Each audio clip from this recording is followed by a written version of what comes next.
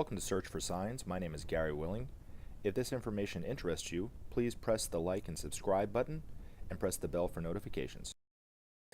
Over the past few months, I've been talking more and more about who and what I think Maitreya is and what he means for all of us. I've talked about my UFO experiences, my own personal Maitreya experiences, and so forth. And I'm doing this not to really tell you anything new, but I'm doing this because if you look at the top 10 videos, if you search on YouTube Maitreya or Benjamin Creme, for instance, but if you search Maitreya on YouTube, the top 10 videos, I'd say probably what, 8 or 9 of them, maybe 7 of them, are all going to be negative. And then there's a few of them that's actually Benjamin Creme talking about Maitreya. And then if you click on that one, of course, then there's going to be another 10 that are negative about Benjamin Creme and who he is. So it just never seems to end. But it's just, I'd be willing to bet you that out of those 7 or 8 or 9 videos that are negative about Maitreya, I'd be willing to bet you any amount of money. I'm not a betting man, but I'd be willing to bet you any amount of money that none of those people have ever seen Maitreya in person or heard his words. I'd be shocked if that was the case.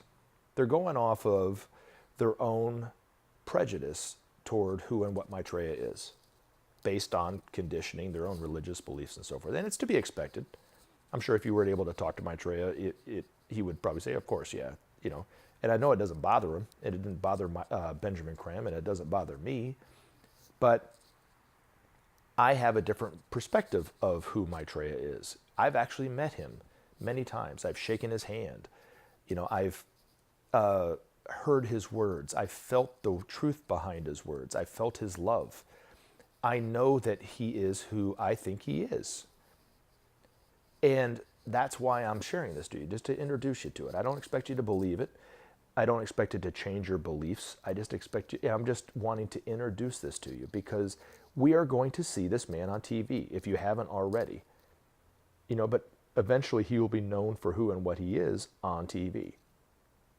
The UFO thing, you know, when I talk about my UFOs, and the thing that I've noticed the most over the last 5 or 10 years when I start talking to people about my own UFO experiences, which I've had a few, there's not a lot of shock value to it anymore. Nobody's like, oh my gosh, I can't believe that. The reaction I'm getting from people more and more is, well, I've had that kind of thing too, or I've seen something like that on YouTube, or I've, seen that on TV or whatever. And it's becoming very commonplace, the idea and the truth of the fact that UFOs exist. Now, we might all have different views of why they're here and their intention, but the fear of UFOs must be subsiding because you don't hear about abductions as much as you used to, because it was never going on to begin with. It was all fantasy. It was all paranoia and fear. A lot of it was maybe perpetrated by organizations or the government to help, kind of stimulate fear in people to keep them fearful of UFOs. Not to sound like a conspiracy theorist, but there was some truth. There's some facts to that or truth to that. But most of it was just made up in people's minds. But you don't really hear a lot about it anymore. Now, you still see it in movies. You still see the aliens trying to take us over or blow this up or whatever. And of course, then, the humanity wins and so forth in the end.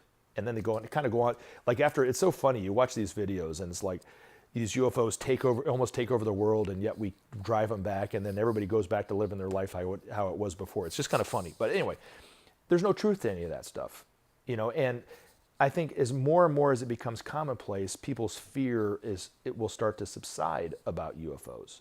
But the idea and the truth and the facts that they are actually really out there flying around our atmosphere, creating crop designs, it doesn't shock anybody anymore. Now, the idea of who and what Maitreya is and the Masters and so forth is a little, maybe it's a little out of the ordinary for people, but in the very near future and in the coming time, it will become as commonplace an idea as UFOs are starting to become. Because Maitreya has been working and out and open, speaking directly to humanity for the last 9 years or so. But he's not claiming to be Maitreya, but people are probably experiencing the truth of his words in their own hearts. They might not really recognize him as that because they're not putting 2 and 2 together. They don't even know who Maitreya is. They don't even know that they don't even know. You know, they're just hearing somebody on TV that has some simple solutions to our problems. Now, what's really extraordinary, and I've talked about this and mentioned this a few times, is that the return of the Christ is much broader than what most people think. It's much more of an extraordinary event than people could possibly imagine. You know, because it's not only about the Christ coming back in the world, it's also about the transformation of the hearts and minds of every person on the planet, but it's also about the return of the masters of wisdom back into the everyday world. Maitreya is not coming alone. There's a whole, you know, a few dozen masters coming along with them to help us change our structures and our infrastructure and so forth. Some of these masters won't be talking about spirituality or religion or anything like that. They'll be working directly with the United Nations, making sure that the food and the resources, that when the principle of sharing takes place, is distributed the way it needs to be distributed, and that's going to be their job. But they're not going to be talking about any of this other stuff. They're just going to be working with the United Nations, making sure that goes on. And these masters are not corruptible, so you can't buy them. You can't. There's not going to be any lobbyists that are going to be able to buy their influence. Other masters will be working directly with architects and engineers and city planners to help beautify and clean up our cities, to help build structures and buildings that will help to store and transmit spiritual energy. Other masters will be working directly and teaching humanity directly about the laws of life, about karma or whatever, about some of the esoteric truths that have been hidden away from humanity for so long that humanity is ready to learn from. Other masters, like Jesus, will be working with the churches, trying to clean up some of the dogma and some of the prejudices that these churches have had for centuries. You know, to help shed light on some of the spiritual truths and symbols in the Bible, but yet also eschew and clean up some of the distortions that are there. And you'll be able to, when you see Jesus, you'll be able to ask him some of those questions that you've always wanted to ask him. Because these masters, their advice is free. You know, you won't see any of them on TV, you know, telling you to put a credit card number in or something like this. I mean, it really is, they're extraordinary in their own way, you know. And an example of this is, you know, you look at, like, for instance, Maitreya being a master, when he says share the world's resources, when he says without sharing there could be no justice, without justice there could be no peace, without peace there could be no future, when you actually hear him say that, it will move so many more people's hearts to share than I could ever possibly do, because of who and what he is, the love behind those words, being who and what they are. You know, I like to paint. I'm a painter. But I don't have millions of people coming to see my paintings like Leonardo da Vinci's Mona Lisa. I mean, millions of people go to the Louvre every year to see this very simple painting with not a lot of color and not a lot of design to it. It's very small, but yet people respond to it because of the light behind the painting.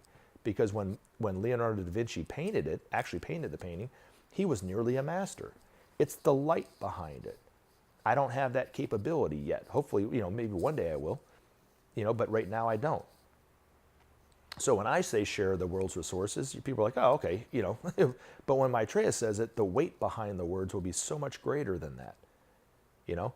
Just like if I said to be or not to be, you know, it's different. It's not the same as when William Shakespeare wrote it down, you know, because of the light behind it. And so when we see these masters out there talking, giving their advice freely and so forth, we're going to experience the extraordinary wisdom that's behind those words. And that's what I was saying in my previous video about Maitreya being the X factor to change. Well, these masters are also going to be the X factor to change, you know. We can't do it ourselves. We haven't done it ourselves. But once we start to listen and start to trust these masters, you'll see the change will come. Hopefully it will be this year. I'm hoping that just because this year started out like any other year, hopefully it's going to end on an extraordinary note. But it might not be this year. It might be next year or the year after, but not too long.